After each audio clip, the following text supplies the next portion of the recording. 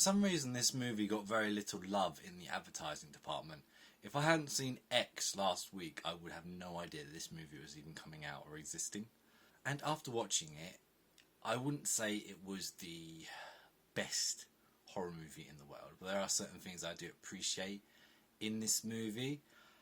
There's quite a lot of Korean culture kind of implemented in this movie. You have stuff like the nine-tailed fox, and kind of like the ceremony when someone dies, like the their passing on kind of thing, like a funeral. I thought that was quite interesting in it. The premise itself is about a mother and a daughter who are totally isolated from the outside world. They have no electronics in the house whatsoever. The mum has been domestically abused in the past and is kind of suffering with that, and the daughter has kind of come to that age where she kind of wants to get out and kind of build her own life. And of course, the mother's mum dies, who is called Umma, which is mother in Korean. And there's kind of apparitions that she kind of starts seeing her mother, and then the uncle visits and kind of gives her this box, and for a chunk in the movie there's like, what's in the box, what's in the box, what's in the box, and then you get that revelation, and it doesn't really like do anything with it. Like, you could have literally cut that segment out of the thing and nothing would fundamentally changed.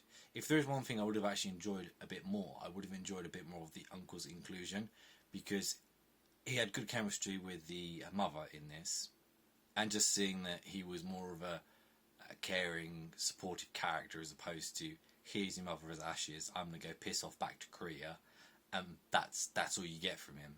I would much rather have had a bit more of him. Yeah, and like the bees as well, there's so much mention about beekeeping and honey and bees, and I was expecting that to have like a bigger payoff in the movie or something to happen with regards to it, but nothing actually happened with it whatsoever. Like, there were points where like the mother was like, oh yeah, I don't like the sound of bees. It's like, okay, is that something to do with the electricity that she doesn't like or something like that? Is there something like connecting them?